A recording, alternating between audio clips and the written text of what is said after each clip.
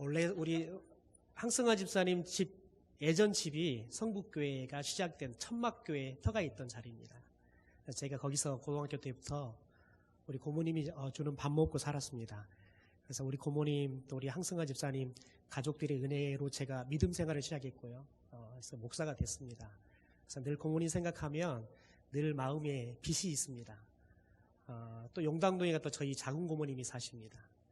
성북교회 집사님이신데 그래서 저는 용당동, 석현동 여기 생각하면 늘 은혜의 빛을 진 사람들이 많습니다. 그래서 늘 정이 있는 곳이고 늘 마음이 있는 곳인데 우리 이종호 목사님이 여기 와서 또 이렇게 목회를 하게 돼서 얼마나 반갑고 감사한지 모르겠습니다.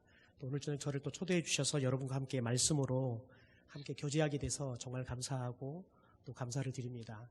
또 우리 정장유 목사님 제가 존경하고 늘 사랑하는데요. 제가 가장 어려운 시기에 가장 따뜻하게 기도해줬고 멘토가 되어줘서 제게 큰 힘이 되어줬는데도 오늘 또 이렇게 얼굴을 뵈니까 너무 감사하고요.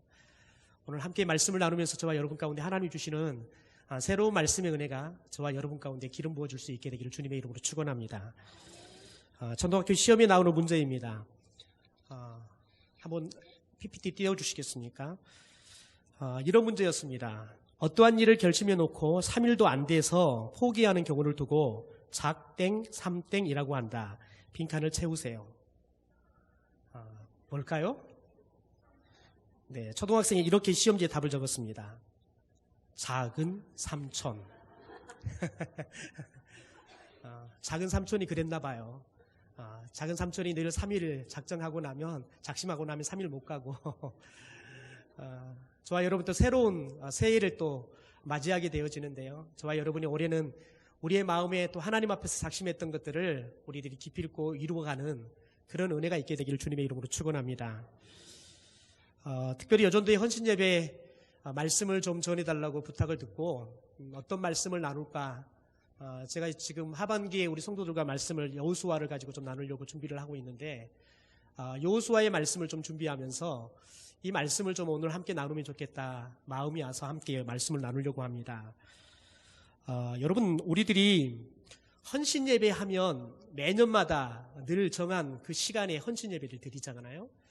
특별히 지난 주일은 우리 총회가 정한 여전도의 주일입니다. 그래서 많은 교회들이 여전도의 주일날 여전도의 헌신예배를 드리죠. 그래서 매년마다 헌신예배를 드리는데 그런데 제가 목사로서 헌신예배를 드릴 때마다 느끼는 건 뭐냐면 과연 우리가 헌신을 다짐하면서 헌신예배를 드리고 있나?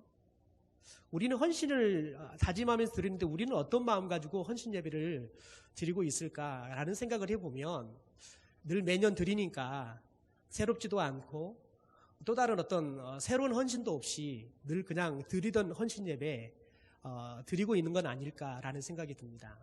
여러분은 어떻습니까? 작년 드렸던 헌신예배와 올해 드리는 헌신예배가 여러분은 좀 새롭습니까? 올해는 말씀을 통해서 우리 안에 새로운 마음이 우리 가운데 헌신으로 다짐되어지는 그런 시간이 되기를 주님의 이름으로 축원합니다. 특별히 여러분 우리가 하나님의 일을 하기 위해서 헌신을 다짐하는데요.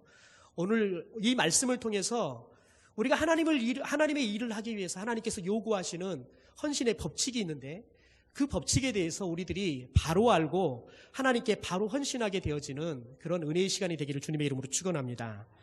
특별히 오늘 말씀은 이스라엘 백성들이 출애굽을 해서 광야에 40년의 시간을 지나고 이제 가나안 땅에 들어가서 첫 번째로 하나님께서 맡기신 일을 하는 그런 사건의 말씀이 오늘 말씀입니다.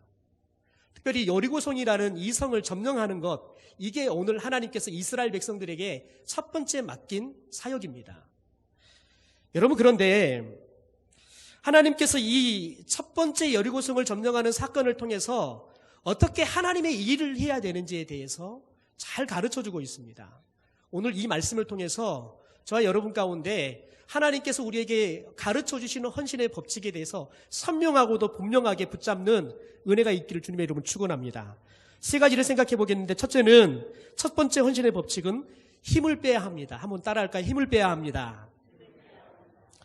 여러분 오늘 말씀을 보면 이스라엘 백성들이 이제 여리고성을 향해서 들어가야 합니다. 그런데 우리가 이 여리고성에 대한 오해가 특별히 두 가지가 오해가 있습니다.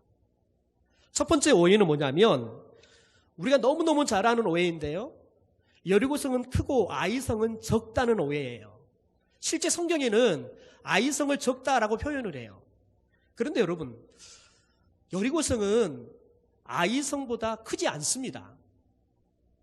고고학적으로 이미 발굴이 되어서 다 지금 밝혀졌는데요. 이 여리고성이 아이성보다 3배 적습니다. 그런데 왜 아이성을 보고 아이성이 작다라고 이야기했을까요? 간단합니다. 그들이 마음이 교만해서 아이성이 작게 보인 것뿐이에요.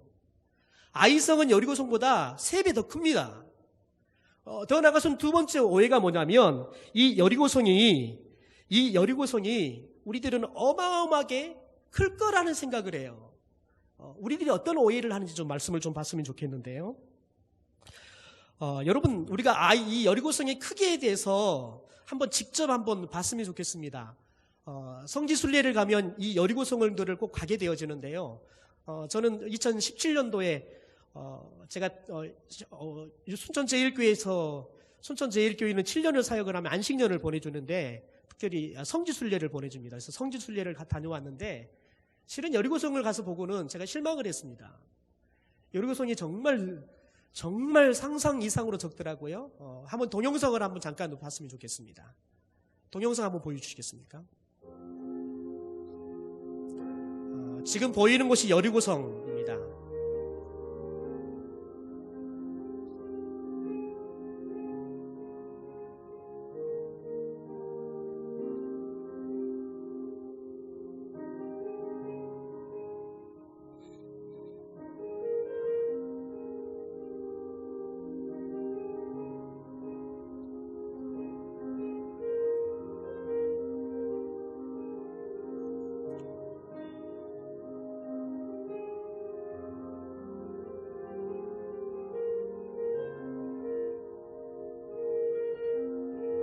자, 여기까지인데요. 여러분 생각하시기에 여리고성이 크게 보이나요? 적게 보이나요? 여러분, 저 여리고성이 얼마만큼 크기냐면 8에이커에서 9에이커 정도 된다 그래요. 그런데 이 한 에이커가 1224평입니다. 그러니까 9에이커 해봤자 10,000평 조금 더 됩니다. 그리고 전체 이 둘레의 길이가 400m 조금 더 된다 그래요. 400m 조금 더 된다 그러는 거예요. 여러분, 그러면은 굉장히 상상 이상으로 적잖아요. 왜 우리가 여리고성을 크다고 생각을 하냐면 이스라엘 백성들이 여러분 장정만 60만입니다. 그러면 어린아이들과 그리고 여자들까지 다 하면 200만에서 300만 정도가 출애굽을 했을 거라고 생각합니다. 그런데 이 여리고성을 장정리, 특별히 이 군에 나갈 수 있는 군인들이 20세 이상이 되온 사람들은 다 여리고성을 돌아야 되는 거예요. 그럼 60만 명이 돌아야 되는 거거든요. 그러니까 60만 명이 한 바퀴를 6일 동안 돌아야 되잖아요. 그러면 우리 생각에는 60만이 돌아야 되니까 엄청나게 60만이 한 바퀴를 돌라 그러면 얼마나 큰 그런 둘레를 돌아야 돼요. 그러니까 이 거리를 가지고 우리는 흔히들 여리고성을 크다 생각을 하는 거예요. 그런데 여러분, 여리고성은 적다는 거예요. 이 둘레가 400m뿐이 안 되고요. 고고학자들이 보니까 이 여리고성 주변으로 길이 나져 있는데 이 길의 폭이 50m다라는 거예요. 50m. 그러니까 여러분, 매일마다 하나님께서 이스라엘 백성들에게 이 여리고성을 점령하는 방법으로 6일 동안은 하루에 한 바퀴씩 돌라는 거예요. 그리고 마지막 날은 몇 바퀴를 돌라? 7바퀴를 돌라는 거예요. 여러분, 그런데 생각해 보세요. 가로로는 50m, 그리고는 전체 세로는 400m. 그러면 1m에 한 명씩 세운다 그러면 여러분, 가로는 50명을 세울 수 있겠죠. 그리고 세로는 쭉 둘레로는 400명을 세울 수 있겠죠. 그럼 여러분, 한 번에 몇 명이나 돌 수 있습니까? 한 번에? 여러분, 400명 곱하기 50명 하면요, 5, 4, 20. 2만 명 도는 거예요. 그러면 2만 명이 한 바퀴를 돌고 난 다음에 나머지 58만 명이 돌아야 되는 거예요. 여러분, 그러면 60만 명이 하루에 한 바퀴를 돌려면 몇 바퀴를 돌아야 돼요? 한 번에 2만이 도니까요. 60만이에요. 그러면 2로 60을 나누면 얼마예요? 30년. 하루에 30바퀴를 돌아야 되는 거예요. 그냥 우리가 한 바퀴를 전체가 한 바퀴 쭉 돌면 그냥 끝나요. 그런데 2만 명씩 한 바퀴를 돌고 그 다음 조가 한 바퀴를 돌고 30바퀴를 돌아야 돼요. 그러면 저 25번째나 29번째나 30번째 돌아야 할 사람들은 나머지 사람들이 다 돌고 나면 제일 마지막에 돌아야 돼요. 그러면 얼마나 많은 시간을 기다려야 돼요.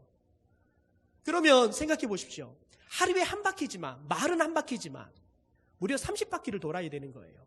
그러면 사람들이 그 더운 날, 그 그늘도 없는 곳에서 서가지고는 자기 차례를 기다리고 있는 거예요. 그러면 한 바퀴 돌고 나면 여러분 몸에 진액이 다 빠는 거예요. 탈진이 오는 거예요. 더 이해할 수 없는 건 뭐냐면 전쟁을 하는 마지막 날, 7째 날에 몇 바퀴를 돌아라? 7바퀴를 돌아라고요. 여러분 하루에 한 바퀴를 도는데 몇 바퀴를 돌아야 돼요? 30바퀴를 돌아야 돼요. 그러면 30바퀴를 7번 돌아야 돼요. 그럼 몇 바퀴를 돌아야 됩니까? 210바퀴를 돌아야 되는 거예요. 210바퀴를 돌아야 되니 여러분 생각해 보십시오. 하루에 30바퀴 도는 것도 힘이 팔리고 더 나아가서 탈진이 오게 생겼는데 210바퀴를 다 돌 때까지 사람들이 기다리고 있어야 되는 거예요. 그러면 사람들이 기다리다 지치고 돌다 지치고 진짜 도는 거예요. 여러분 생각해 보십시오. 특별히 생각해 보면 여러분 우리들이 흔히 생각할 수 있는 건 뭐냐면 하나님이 왜 이 전쟁의 원리를 이렇게 이스라엘 백성들에게 요구할까 이해가 되지 않는 거예요. 우리가 흔히 전투에 나간다 그러면 마지막 날은 이제 전쟁에 나가서 온 힘을 다 쏟아 부어야 되잖아요. 그러니까 특별히 이제 전쟁에 나갈 날이 가까워지면 힘도 비축하고 좀 쉬게 하고 맛있는 것도 먹이고 그렇게 해가지고는 이제 전쟁에 나가면 있는 힘까지 다 쏟아봐서 이길 수 있도록 해야 되는 거예요. 그런데 하나님은 어찌 된 게 전쟁에 가까우니까 전쟁하는 날은 오히려 다 힘을 다 쏟게 만들어버리는 거예요. 다 쏟게 만들어버리는 거예요. 이해할 수 없는 이 하나님의 방법으로 하나님께서 이스라엘 백성들에게 이 애굽성을 여리고성을 하나님께서 점령하게 하는 이 방법들을 허락하시는 겁니다. 여러분 하나님께서 왜 이렇게 이 방법을 선택했을까요? 생각해 보십시오. 하나님께서 하루에 한 바퀴를 돌아라. 그러면 하루에 30바퀴를 돌아야 돼요. 마지막 7째 날은 7바퀴를 돌아라. 그러면 210바퀴를 돌아야 돼요. 그러면 여러분 이 사람들이 지금 하루에 30바퀴를 돌아가고 마지막으로 210바퀴를 돌아야 돼요. 그런데 여러분 생각해 보십시오. 하루에 6일 동안은 한 바퀴를 돌아라. 7일째 된 날은 7바퀴를 돌아라 말한단 말이지요. 여러분 이건 누구의 말씀입니까? 하나님의 말씀이에요. 이스라엘 백성들이 가지고 있는 힘과 능력들, 여러분 그 모든 에너지를 하나님의 말씀에 순종하는데 다 쏟아부으라는 거예요.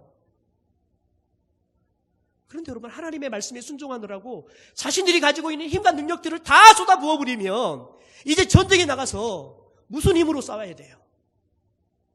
하나님의 말씀에 순종하는데 너희 힘과 능력들을 다 쏟아부어버리고 전쟁에 나가면 이제 나의 힘과 나의 능력으로 너희들이 싸워 이기라는 거예요.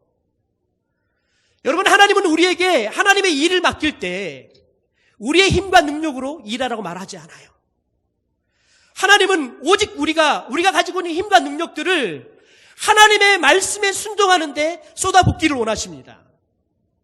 저는 우리 여전도 회원들이, 우리 한소망교회 성도들이 여러분의 힘과 능력들, 여러분의 지혜들, 여러분이 가지고 있는 경험들, 그것들을 하나님의 말씀에 순종하는데 다 쏟아부을 수 있는 은혜가 있게 되기를 주님의 이름으로 축원합니다. 그러면 하나님께서 하나님의 이 전쟁 가운데 하나님께서 힘이 되어주시고 하나님께서 능력이 되어주시고 하나님께서 승리가 되어줄 줄 믿습니다. 여러분 우리가 경험해야 할 승리, 우리가 경험해야 할 힘은, 우리가 경험해야 할 능력은 바로 그거예요. 우리의 힘과 우리의 능력과 우리의 경험으로 하나님의 일을 하면서 그것으로 일이 되더라. 여러분 그것을 경험하기 시작하면 우리는 하나님의 일을 하는 것이 아니라 이미 우리는 하나님의 일이라는 이름으로 사탄의 일을 하고 있는 거예요. 그 사람들은 반드시 조그만 시간이 지나면 교회 안에 분란을 일으키게 돼 있어요. 왜요? 자기 방법이 다예요. 다른 사람은 틀렸어요. 내 방법으로 했더니 내 힘으로 됐더니 됐어요. 그러면 한 번 되면 이제는 내 힘이, 내 능력이, 내 지혜가, 내 방법이 옳다고 생각하기 시작하면 심각한 교만에 빠져버리고 다른 사람을 인정하지 않는 문제가 생겨버려요. 그래서 하나님께서 철저하게 하나님을 일을 시키기 전에 우리의 힘을 다 빼버리는 거예요.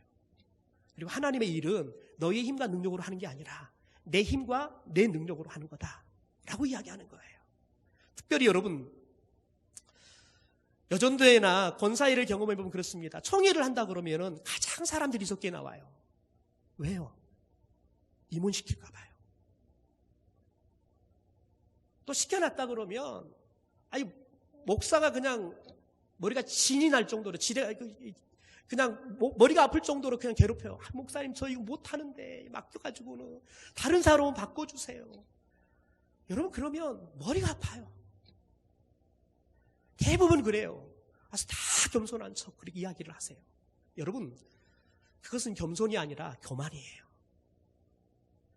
왜 그런 겸손이 나오냐면 내 힘으로 내 능력으로 지금 내가 가지고 있는 것으로 하나님 일을 하려고 하기 때문에 그런 생각이 여러분 나오는 거예요. 하나님은 하나님의 일을 맡길 때 우리의 힘을 요구한다? 아니요. 있던 것도 다 빼게 하세요. 모세를 보세요. 모세는 여러분 인생 40까지 가장 화려한 삶을 살았습니다. 애굽의 왕궁에서 공주의 아들로 절대 권력을 배경으로 갖고 살았습니다. 말하면 신하들이 다 듣습니다. 여러분 그런데 하나님이 절대 권력을 갖고 있는 나이 40까지 여러분 모세를 부르지 않습니다. 모세가요 나이 40에 자기 힘으로 자기 동족들을 지켜주고 보호해줄 수 있다고 생각했어요. 그래서 나서기 시작했더니 어떤 일이 일어납니까? 살인이 벌어져요. 심지어 자기 동족들조차도 모세의 리더십을 인정하지 않아요. 언제 우리가 너에게 재판관으로 세웠느냐? 자신이 가지고 있는 권력, 자신이 가지고 있는 힘으로 백성들을 보호해보겠다고 백성들의 지도자가 되기보다 나섰더니요. 결국은 여러분 그의 힘은 사람을 죽이고 백성들에게 리더십이 아니라 오히려 공격을 당하는 여러분 수모를 당해요. 그리고는 그 권력을 다 놓고 도망가야 되는 신세가 되고 말아요. 그런데 하나님이 이 모세를 나이 80이 되어서 힘 다 빠져버리고 서가살이 하면서 매일마다 양과 더불어 살아가면서 사람과 대하는 게 아니라 양하고 대하고 살아가는 여러분 초라한 삶을 살면서 내일에 대한 희망도 없고 소망도 없는 나이 80이 되어서 그냥 손에는 이 마른 막대기 양을 치는 막대기 하나 들고 초라한 노인으로 있을 때 하나님이 모세를 불렀어요. 모세를 하나님이 80이 돼서 부르니까 모세가 뭐라고 말합니까? 하나님 저는 못해요. 저는 능력이 없어서 못해요. 그때 하나님이 뭐라고 말합니까? 모세 너 손에 있는 게 뭐냐? 지팡이가 있습니다. 여러분 이 지팡이는 모세의 자아상이에요. 모세의 손에 들려있는 지팡이는 초라한 마른 막대기예요. 생명도 없어요. 싹도 못 내요. 열매도 못 내요. 자기 스스로는 아무것도 할 수가 없어요. 목자가 휘두르지 않으면 이 막대기는 아무런 역할도 할 수 없는 깡마른 생명력도 아무런 능력도 없는 마른 막대기예요. 이게 모세의 자아상이었어요. 심지어 모세가 주님 저는 말도 못해요. 여러분 하나님은 모세를 부를 때 모세 너가 능력이 있고 볼품이 있고 권세가 있어서 내가 너를 부른다 말하지 않았어요. 모세는 아무것도 할 수 없는 그래서 자기 힘이 완전히 빠져버리고 아무런 능력이 없는 초라한 노인이 되었을 때 모세를 이스라엘 백성들을 출애굽시키는 지도자로 부르셨다는 거예요. 여러분을 하나님이 부르실 때 모세보다 더 안 좋은 조건을 가지고 있는 분이 계십니까? 모세보다 여러분이 건강하지 않는 사람이 있습니까? 모세보다 말을 못한 사람이 있습니까? 아마 여기에 있는 사람들 중에서 모세보다 가방줄이 짧은 사람 한 사람도 없을 겁니다. 여러분 모세는 자가용도 없었어요. 운전도 못했다고요. 여러분은 운전을 어지간히 다 하실 겁니다. 그런데 여러분 하나님이 우리에게 일을 맡기면 어떻습니까? 과연 우리는 그 일에 대해서 감사함으로 받습니까? 아니요. 왜 그렇습니까? 자꾸 하나님의 일은 내 능력, 내 힘으로 한다고 생각하기 때문에 그래요. 그런데 내가 보니까 내가 가지고 있는 힘과 능력은 너무 빈약한 거예요. 그래서 못하겠다고 이야기하는 거예요. 여러분, 그것은 겸손을 가장한 교만이에요. 하나님의 일은 누구 힘으로 한다? 하나님의 힘으로 한다. 하나님의 일은 누구의 능력으로 한다? 하나님의 능력으로 한다. 아멘. 그러면 여러분, 하나님이 부르시는 그 부르심이 우리에게는 축복인 줄 믿습니다.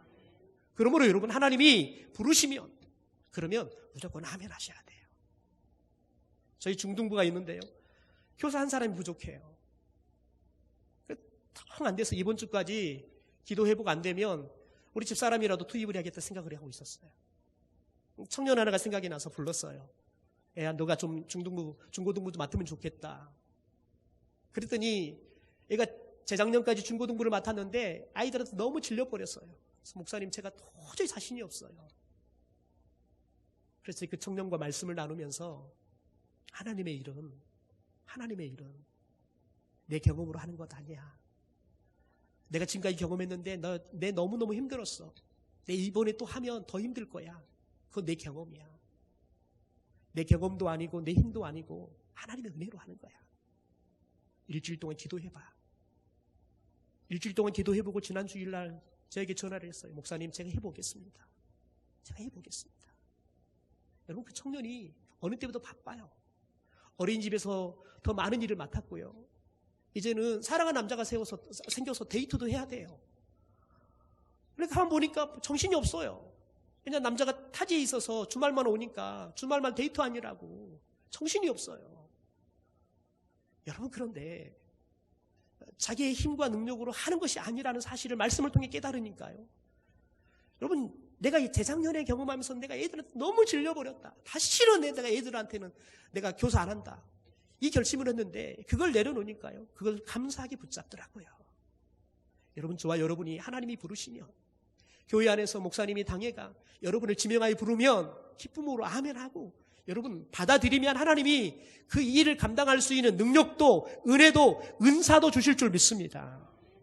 두 번째, 여러분, 하나님께서 이스라엘 백성들에게 헌신의 법칙으로 요구하는 것은, 따라합시다, 아무 말도 하지 말아야 합니다.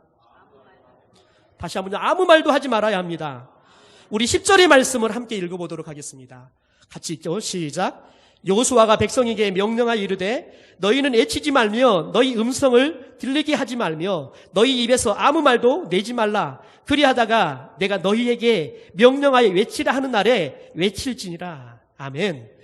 여러분, 이 10절에 보면 반복해서 나오는 세 가지의 말이 있습니다. 첫 번째 보니까 외치지 말며, 두 번째는 너희 음성을 들리게 하지 말며. 이 말은 뭐냐면 너희의 말소리가 다른 사람에게 들리게 하지 말라는 거예요. 세 번째는 너희 입에서 아무 말도 내지 말아라 라고 이야기해요. 하나님이 일을 시켜놓고, 생각해 보세요. 그냥 이스라엘 백성들이 전체가 한 바퀴를 도는 거라 그러면 복잡하지 않아요. 자, 지금부터 돌기 시작합시다. 자, 출발! 그러면 끝나요. 여러분, 그런데 2만 명씩 30조를 만들어가지고 30바퀴를 돌아야 돼요. 여러분, 그러면 조를 짜는 것부터가 큰일이에요. 어디 지파부터 어디 지파까지, 자, 줄을 서시오. 여러분, 이것부터 난리예요. 왜 우리가 나중에 해야 돼요? 또 죽겠는데 빨리 하고 들어가야죠. 왜 이런 방법으로 해요? 제비뽑기를 합시다. 난리 아니겠지요. 생각해 보십시오. 첫날은 그래도 여호수아의 명령을 따라서 그냥 우리가 그냥 아무 생각 없이 그냥 한번 순종해 봅시다. 그런 마음으로 돌아요. 그런데 두 번째 날 돌고 세 번째 날 돌아보세요. 어떤 생각이 드냐면, 아니, 여리고성을 점령한다는데 우리가 이렇게 뱅뱅 돌아봤자 무슨 소용이 있어? 아니, 3일째 도는데 벽돌 하나 움직이지 않는데 이거 가지고 무슨 여리고성을 점령한다 그래? 아니, 지금 이 성을 점령하려고 그러면 창을 준비하고 칼을 준비하고, 저 성을 점령하려면 사다리를 준비해서 지금 우리들이 들어갈 국리를 해야 될 거 아니야. 지도자들은 지금 전략을 세우고 전술을 세워서 군사들에게 그 전술 훈련을 시켜가지고 전쟁이 시작되면 잘 훈련되어서 한 방에 그냥 해볼 수 있도록 해야 되는데, 이게 방법이냐고, 말도 안 되는 방법을 가지고 지금 우리한테 하라고 한다고.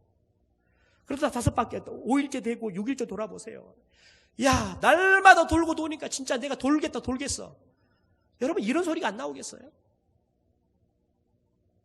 하나님은 이스라엘 백성들의 유전자를 하셨어요. 왜냐하면 우리가 홍해바다로 한번 가볼까요? 홍해바다가 우기가 되어서 물이 넘실거려요. 그런데 그 홍해바다를 건너갈 수 있는 배 한 척이 없어요. 그런데 뒤에는 중무장한 애굽의 여러분 마차 부대가, 전차 부대가 지금 침략해 오고 있는 거예요. 꼼짝없이 죽게 생긴 거죠. 그러니까 이스라엘 백성들이 뭐라고 말합니까? 여러분 그것을 보면서 뭐라고 말합니까? 여러분 이스라엘 백성들이 뭐라고 말하냐면, 애굽에가 우리를 매장할 데가 없어서 우리를 이 광야까지 데리고 와서 우리를 여기서 묻으려고 하느냐. 지금 이스라엘 백성들 죽었습니까? 안 죽었습니까? 죽었어요? 안 죽었어요? 안 죽었어요. 여러분 언제 무덤자리를 찾습니까? 사람이 죽으면 그때서야 묻을 때 찾아요. 대부분 장례가 나고 나면 사람들이 그때서야 묻을 자리 이야기를 하는 거예요. 미리 이야기하더라도. 여러분, 그런데 지금 이스라엘 백성들은 뭐라고 말하냐면, 애굽에 매장지가 없어서 우리를 이곳까지 데리고 와서 여기다 묻으려고 하느냐 불평하고 있는 거예요. 죽지 않았는데 이미 그들은 죽어버렸어요. 여러분, 이스라엘 백성들은 지금 이 홍해바다의 경험을 통해서 그들의 경험을 통해서 얻었던 그 경험의 지식과 하나님의 말씀이 부딪히는 거예요. 충돌하는 거예요. 그러니까 여러분 자연스럽게 나오는 감정이 뭐예요? 불만과 불평의 언어가 나오는 거예요. 여러분 우리가 불평하고 불만한다, 이것들은 그냥 단순하게 그만 나오는 게 아니란 말이에요. 우리의 경험이 하나님의 말씀과 충돌을 되어질 때, 그래서 우리가 이해가 되지 않고 받아들일 수 없을 때 우리들 안에 불만이 생겨요. 불만이 커지면 불평의 언어가 나오는 거예요.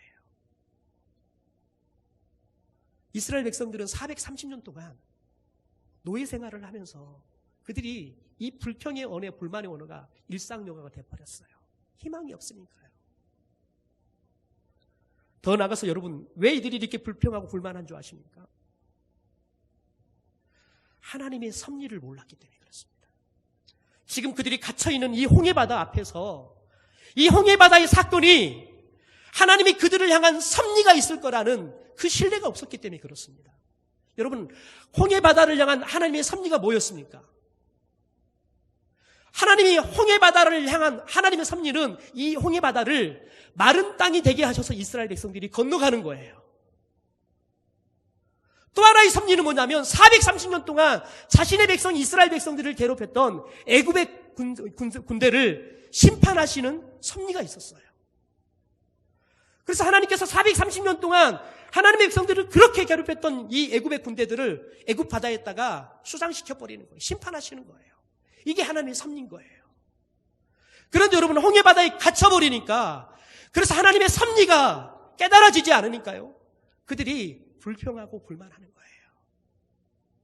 저와 여러분이 하나님의 일을 하면서 하나님의 말씀이 우리의 경험과 부딪히면 나도 모르게 불평과 불만이 나오게 되어 있습니다. 더 나아가서 이 사건 속에 하나님의 섭리가 들어있다는 이 신뢰의 믿음이 깨어져 버리면, 그 신뢰의 믿음이 없으면 나도 모르게 불평과 불만이 나오게 있는 거예요. 그러므로 여러분, 우리가 살아가는 일상의 삶이나 우리가 교회 사역을 하면서 우리가 이해되지 않는 사건을 만나고 때로는 우리가 감당할 수 없는 일을 만날 때, 저와 여러분이 우리의 경험이 아니라 그럴 때는 우리의 입을 닫을 수 있는 그런 은혜가 있게 되기를 소망합니다. 우리의 입술 가운데 나오는 불평의 말, 불만의 말을 닫아야 돼요. 그래서 하나님이 오늘 너희들 입 닫아라 이거예요. 너희들이 이 여리고성을 점령하기 위해서는 너희들이 입을 다 닫아라. 이게 하나님의 명령이라고요.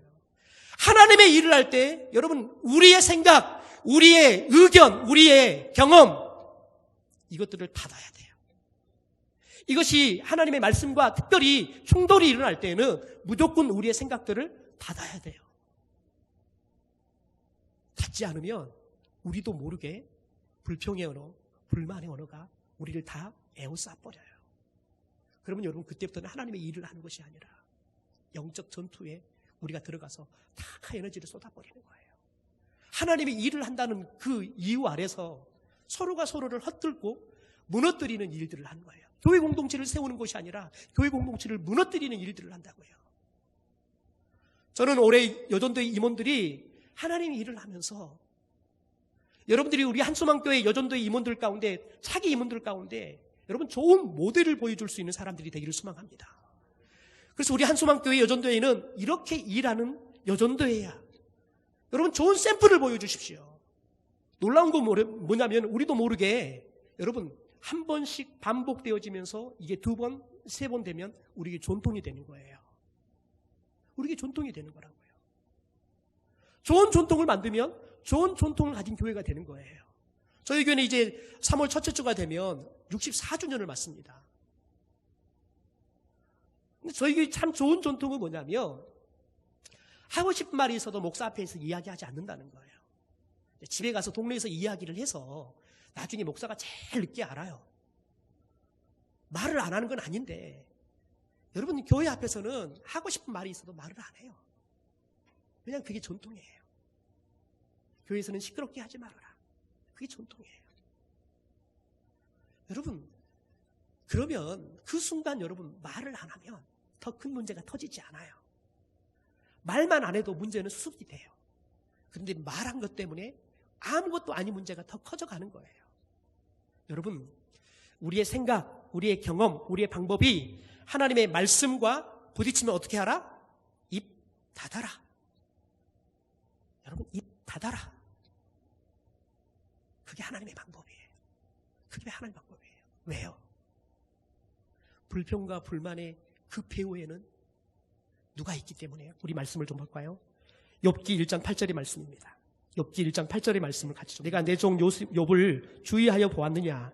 그와 같이 온전하고 정직하여 하나님을 경외하며 악에서 떠난 자를 세상에 없느니라. 여러분 사탄이 세상을 쭉 구경하고 돌아오니까 하나님이 이 사탄에게 욥에 대해서 자랑을 해요. 그러니까 사탄이 뭐라고 말하냐면 하나님 욥이 괜히 그런 게 아닙니다.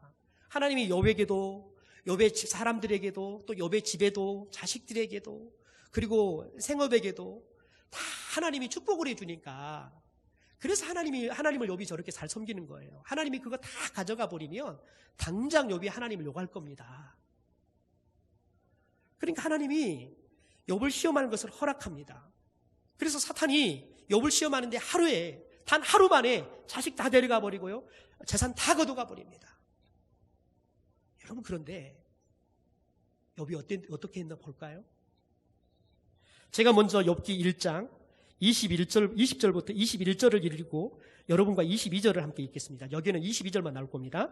제가 읽어드릴게요. 욥이 일어나 겉옷을 찢고 머리털을 밀고 땅에 엎드려 애배하며 이르되 내가 모태에서 알몸으로 나왔사온즉 또한 알몸이 그리로 돌아갈지라. 주신 이도 여호와시요 거두신 이도 여호와시오니 여호와의 이름이 찬송을 받으실지니이다.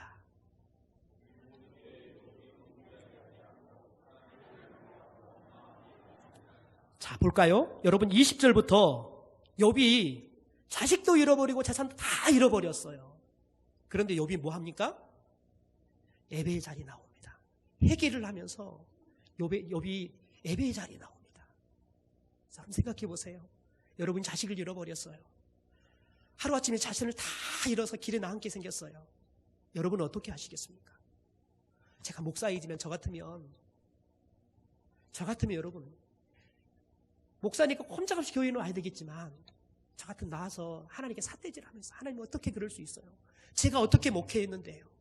제가 어떻게 살았는데 하나님 그거 몰라요? 저한테 이렇게 은혜를 온수로 갚는 거예요? 저 같으면 그럴 것 같아요. 그런데 여러분 뭘 고백해요? 하나님의 섭리를 고백해요. 주신 이도 하나님이시고 거둬가신 이도 하나님이십니다. 여러분 그러면서 22절에 기가 막힌 고백을 합니다.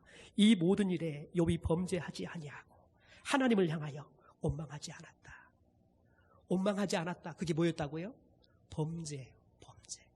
원망하지 않는 것. 여러분 원망하는 게 범죄라고요. 그래서 그가 원망하지 않아서 범죄하지 않았다고 이야기해요. 저와 여러분 불평하고 불만하고 원망하는 것 하나님이 원하신 게 아니에요. 누가 원하는 거예요? 사탄의 전략이에요. 사탄은 여러분 우리가 가난하게 되는 게 목적이 아니에요. 우리가 건강을 잃어버리고 자식을 잃어버리는 게 목적이 아니에요. 우리의 입술 가운데 우리의 마음 가운데 불만이 가득하고 그래서 불평이 나오고 원망하는 소리가 나오게 하는 것이 사탄의 전략이에요. 그래서 우리의 입술 가운데 여러분 불평과 불만이 나오고 원망의 소리가 나오면 우리는 사탄에게 피하는 거예요. 그러므로 여러분, 저와 여러분 속에 불평의 말이, 원망의 말이, 여러분 불만의 말이 나오려고 하면 뭘 생각해야 돼요? 사탄이 나를 공격하고 있구나. 여러분, 우리는 이걸 생각해야 돼요. 그래서 여러분, 이게 목구멍까지 나와도 다시 삼켜야 돼요. 삼켜야 돼요. 하나님은 알아요. 그 삼키는 게 얼마나 힘든 일인지 하나님은 아신다고요. 그런데 하나님은 여러분, 삼키는 사람에게 욥에게 갑절의 은혜를 줬던 것처럼 우리에게 갑절의 은혜를 주실 줄 믿습니다. 사랑하는 성도 여러분, 그러므로 우리가 하나님의 일을 할 때 때로는 내 생각과 내 경험과 내가 계획했던 것과 맞지 않다 할지라도 여러분, 우리들이 불만을 찾아올 수밖에 없어요. 그러나 불만이 찾아오는데, 불평이 나오는데, 원망이 나오는데, 여러분 그것들을 나온다고, 내 마음이 든다고 다 쏟아내면 성숙한 사람이 아닙니다. 그럴 때 뭐가 기억이 나야 돼요? 말씀이 기억이 나야 돼요. 입을 닫아라. 입을 닫아라. 아, 지금은 입을 닫고 침묵해야 할 시간이구나. 그리고 하나님을 잠잠히 바라봐야 할 시간이구나. 여러분, 그러면 하나님이 일하기 시작하실 것입니다. 마지막으로 여러분, 세 번째 헌신의 법칙은 함께 따라합시다. 양강나팔을 불라고 하셨습니다. 여러분, 양강나팔을 불라라고 이야기하는데 구약 성경에 보면 양강나팔이 두 개가 나옵니다. 하나는 하초츠라는 나팔과 쇼파르라는 나팔입니다. 하초츠라는 나팔과 쇼파르라는 나팔이 나오는데요. 여러분, 이 두 개의 나팔은 기능이 똑같습니다. 그런데 먼저 이 하초츠라는 나팔의 기능에 대해 생각해 보면 민수기 10장의 말씀을 좀 같이 읽어보겠습니다. 같이 읽죠. 시작. 또 회중을 모을 때에도 나팔을 불 것이나 소리를 크게 내지 말며 그 나팔은 아론의 자손인 제사장들이 불지니 이는 너희 대대의 영원한 율례니라. 여러분, 자세히 봐보십시오. 지금은 이스라엘 백성들이 뭘 하는 거예요? 전쟁을 하는 거예요. 그럼 여러분, 전쟁터에 나갈 때 나팔은 누가 불어야 돼요? 군인 중에 나팔수를 맡은 사람이 불어야 돼요. 그런데 참 재밌는 것은 오늘 여러분, 나팔을 부는데 영원한 규례를 정했는데 누가 불어라는 거예요? 제사장이 불라는 거예요. 제사장이 불라는 거예요. 왜 하나님은 나팔수, 군인에게 이 나팔을 불라 하지 않고 제사장에게 나팔을 불어라라고 이야기할까요? 이 전쟁은 인간과 인간이, 나라와 나라가 하는 것이 아니라 하나님과 하는 전쟁이라는 거예요. 그래서 여러분, 전쟁은 누구에게 속했다? 하나님께 속했다는 거예요. 그래서 이 전쟁은 우리가 보기엔 인간과 인간이 싸우는 것이고 나라와 나라가 싸우는 것이지만 여리고와 하나님이 싸우는 거라는 거예요. 영적 전쟁이라는 거예요. 영적 전쟁은 영적인 방법으로 해야 되는데 영적인 지도자가 누구입니까? 영적으로 가장 앞장설 사람이 누구입니까? 제사장입니다. 그래서 하나님은 제사장의 나팔을 불라라고 이야기를 하는 겁니다. 특별히 여러분, 민수기 10장 9절과 10절의 말씀을 볼까요? 나팔을 불면 어떤 일이 일어나는가 한번 볼까요? 같이 읽겠습니다. 시작. 또 너희 땅에서 너희가 자기를 압박하는 대적을 치러 나갈 때에는 나팔을 크게 불지니 그리하면 너희 하나님 여호와가 너희를 기억하고 너희를 너희의 대적에서 구원하시리라. 또 너희의 희락의 날과 너희가 정한 절기와 초하루에는 번제물을 드리고 화목제물을 드리며 나팔을 불라. 그리로 말미암아 너희의 하나님이 너희를 기억하시리라. 나는 너희의 하나님 여호와이니라. 여러분 보면 이 하초츠라 나팔을 불면, 그것도 제사장이 불면 하나님께서 뭘 하신다고요? 이스라엘을 기억하신다라고 이야기해요. 여러분, 여기서 기억한다, 이 말이 어떤 말이냐면 히브리어로 자카르란 말이 자카르란 말. 이 자카르란 말이 무슨 말이냐면 왕 옆에서 왕이 말하는 것들을 다 기록하는 서기관을 말하는 거예요. 사관을 말하는 겁니다. 사관을. 그러면 이 사관이 왕이 말하는 것들을 다 기록을 해요. 그리고는 이제 왕이 하루 스케줄을 하려고 하면 아침에 이 스케줄을 왕에게 다 보고를 하는 거예요. 왕이시여, 오늘은 이러이러한 일들을 해야 됩니다. 그러면 이 이야기를 듣고 왕이 다 오늘은 이것을 해야 되지 기억을 하는 거예요. 기억을 하면 어떻게 하겠어요? 그 일을 하는 거예요. 기억하다 이 말이 뭐냐면 나팔을 불면 하나님이 이스라엘을 기억한다. 하나님께서 나팔을 불면 너희들에게 약속한 것대로 내가 일을 행하겠다는 거예요. 너희들이 생각하고 너희들을 위해서 일하겠다는 거예요. 하나님께서 너희들을 위해서 스케줄을 다 기억하고 그 기억한 대로 일들을 하시겠다는 거예요. 여러분 그러면 일을 빠뜨려 먹겠어요? 안 빠뜨려 먹겠어요? 안 빠뜨려 먹는 거예요. 하나도 빠뜨려 먹지 않고 세심하게 일을 다 해내시는 거예요. 그래서 하나님께서 기억한다라고 이야기를 하는 겁니다. 여러분 그런데 중요한 건 뭐냐면 그래서 이 나팔을 분다라는 의미가 어떤 의미가 있냐면 나팔을 불면 하나님이 기억한다 그랬잖아요. 그게 무슨 말을 의미를 하냐면 하나님을 부른다 이런 의미가 있어요. 하나님 이렇게 부르는 거예요. 나팔을 부는 것은 하나님이라고 부르는 거예요. 그래서 저와 여러분이 어떤 일을 할 때 뭐 해요? 기도하잖아요. 그래서 한국 성도들이 가지고 있는 기도의 전매 특허가 있죠. 뭐예요? 주여 삼창이요. 주여 삼창. 여러분 그래서 미국에 있는 한인교회들은 주여 할 때 로드 하면 맛이 안 나요. 그래서 뭐라고 그러겠어요? 주여 주여 하는 거예요. 선교사들이 가서 선교 현지에 만들면 다 기도를 갈 때는 주여 삼창을 우리나라 말로 가르쳐요. 그래서 언어는 다르지만 그들이 주여 주여 우리나라 말로 해요. 여러분 주여 삼창을 하는 이유가 바로 여기에 이 말씀에 배경이 있는 거예요. 여러분 재밌는 거 뭐냐면 나팔을 불 때 어떻게 하라냐면 행진하는 동안 계속해서 나팔을 불라는 거예요. 계속 행진할 동안에 계속해서 쉬지 말고 나팔을 불라는 거예요. 이 말이 무슨 말이에요? 계속해서 하나님께 부르라는 거예요. 여러분 하나님의 일은 이 일을 도와줄 사람을 찾는 게 아니라 누구를 찾는 거예요? 하나님을 찾는 거예요. 저와 여러분이 하나님의 일을 할 때에는 뭐 하는 거예요? 주여 주여 도와주십시오. 기도하는 거예요. 우리가 기도하면 하나님이 우리를 기억하세요. 우리를 위해서 행하실 일들을 기억하세요. 우리 여전대 임원들이 일하다 보면 때로는 힘들 거예요. 때로는 사람 때문에 힘들기도 하고요. 일하고 났는데 사람들이 이렇게 평가하기도 하고 저렇게 평가하기도 할 거예요. 여러분 그때 뭐 해야 돼요? 입을 샥 닫고 하늘을 향해서 입을 열고 주여 주여 해야 돼요.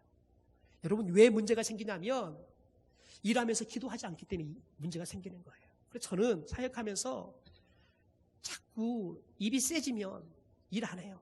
단체로 기도시켜요. 1시간, 2시간 기도시켜놓으면 여러분 진을 다 빼놓고 나면 그때부터는 말 안 해요. 입이 아파서 말을 안 해요. 여러분 그러면 조용히 일해요. 그러면 여러분 그렇게 기도시켜 놓으면 알아요. 아 조용하란 말이구나. 참 재밌는 건 여러분 그렇게 주여 주여 부르면 하나님이 은혜 주셔서 알아요. 아 내가 잘못했구나. 내가 하지 말할 말을 했구나. 하지 말할 생각을 했구나. 알아요. 여러분 저와 여러분이 주여 주여 여러분 기도의 나팔을 불고 또 불면 하나님이 우리를 기억하시고 우리를 위해서 일하실 줄 믿습니다. 그러므로 여러분 저와 여러분이 이 하나님의 일들을 하면서 늘 해야 될 것은 뭐냐면 기도의 나팔을 불라는 거예요. 쉬지 말고 기도의 나팔을 불라는 거예요. 우리 저희 교회 새벽기도에 한 권사님께서 나오기 시작했어요. 제가 작년부터 좀 기도하세요. 중등부 부장이에요. 근데 올해부터 기도를 하기 시작하셨어요. 근데 이분이 아주 예리해요. 분석도 잘하고 대안에 대해서 잘 이야기해요. 여러분 그런데 분석을 잘하고 대안을 잘 제시하는 사람의 특징이 뭐냐면 자기 고집이 커요. 왜냐하면 똑똑하니까요. 그런데 보니까 몸살이 왔어요. 왜 하는 거 봤더니 교사가 구입이 안 되니까요. 교사가 모집이 안 되니까요. 자기가 어떻게 해보려고 애를 쓰는데 안 되는 거예요. 그래가지고는 입이 다 터지고 그러다가 안 되니까 독감이 와가지고는 이제 고생을 하고 있는 거예요. 여러분 그런데 제가 특세를 하면서 이 말씀에 대한 이야기들을 함께 나누었어요. 그런데 하나님께서 매일마다 은혜를 부어주셨어요. 자기가 깨달은 거예요. 내 힘으로 하지 말고 하나님의 힘으로 해야겠구나. 그래서 나가서 새벽마다 기도하고 있어요. 하나님의 말씀이 내가 붙잡아야 되겠구나. 사람 붙잡을 게 아니라 말씀 붙잡아야겠구나. 이걸 아는 거예요. 그래서 새벽마다 나와서 말씀을 붙잡아요. 그런데 그분이 뭐라고 말하냐면 목사님 새벽 나오는 게 너무 힘들어요. 그런데 새벽 나와서 말씀 붙잡고 기도 붙잡는데 제 마음이 편해요. 교사 안 구해져도 하나님이 다 계획이 있을 거야. 하나님이 다 알아서 할 거야. 그래서 뭐라고 하냐면 목사님이 다 알아서 할 것 같아. 제 마음이 편해요. 그런 거예요. 그래서 제가 그랬어요. 걱정하지 말라고. 내가 다 알아서 할 거니까. 지난 주일날 교사가 구입했는데 아직도 말을 안 했어요. 더 기도하라고. 좀 애잔 더 타라고. 말을 안 해줬어요. 여러분, 저와 여러분이 하나님의 일을 할 때마다 기도를 멈추지 않게 되기를 소망합니다. 우리가 하나님을 부르면 하나님 우리 기억하세요. 사람들이 우리 수고 기억 못해줘도 괜찮아요. 때로는 목사님이 기억 못해서 서운할 수도 있어요. 여러분, 목사님이 사람이어도요, 때로는 여러분 올라가서 저 사람도 칭찬하고 이 사람도 칭찬해야 되는데 그러다가 말하다 보면 잊어먹어 버릴 수 있어요. 제가 3주 전에 그랬네요. 제가 독감이 걸려가지고는 거의 한 주 반을 제가 교회 사역을 못했어요. 설교도 다 내려놓고 격리돼가지고 집에 있었어요. 그러니까 이제 막 성도님들이 막 호박이 이만한 늙은 호박을 고아가지고 갖다 주질 않나. 저는 그거 먹냐고 죽는 줄 알았어요. 독감보다 그거 먹는 게 더 곤욕이었어요. 또 검사를 하네요. 목사님 잘 먹었어요. 그럼 어떨 때는 하나 많이 와가지고 뭘 먹었는지 몰라요. 그러면 제가 무조건 거짓말하면 잘 먹었어요. 그것도 맛있게 먹었어요. 눈 찌끈 감고 이야기합니다. 그런데 그게 너무 감사한 거예요. 80이 넘은 권사님이 목사가 아프다는 이야기를 듣고 그 추운데 밖에서 하루 종일 구운 거예요. 제가 태어나서 가장 큰 호박이었어요. 그걸 다 긁어내가지고 그 안에다가 좋은 건 다 집어넣고 하루 종일 구워가지고 그것도 이 호박이 깨지지 않도록 구웠더라고요. 참 기술도 좋더라고요. 그걸 이따만한 다라에다가요 어떻게 갖고 왔는지를 모르겠어요. 아이고, 그래서 제가 너무 감사해가지고 강구 시간에 이야기를 했네요. 그랬더니 그 다음 주에 장로님께서 오셔서 이야기를 하는 거예요. 목사님, 차라리 말씀 안 했으면 좋을 뻔했어요. 왜요? 그랬더니 다른 사람들이 시험 들었어요. 지는 칭찬 안 해준다고 시험 들었다고. 여러분, 제가 그날은 적어서 갔어요. 그런데 이야기하다 보니까 까먹어버렸어요. 그래서 두 사람만 이야기했더니 나머지가 다 시험 들어버렸네요. 안 해갖고 왔던 사람은 더 시험 들어버렸네요. 아이고, 그래서 그냥 다행히 저는 시험 든 줄을 몰랐어요. 일주일 지나고 뭐 장로님 이야기 듣고 시험 든 줄 알았어요. 여러분, 목사가 그럴 수 있어요. 목사가 그럴 수 있다고요. 그런데 누가 기억하신다고요? 하나님이 기억하세요. 하나님이 기억하시면 돼요. 저는 우리 한소망교회가, 특별히 우리 여전교회가 하나님의 일을 하되 늘 기도하는 무릎을 가지고 일할 수 있게 되기를 주님의 이름으로 축원합니다. 우리 함께 기도하시겠습니다.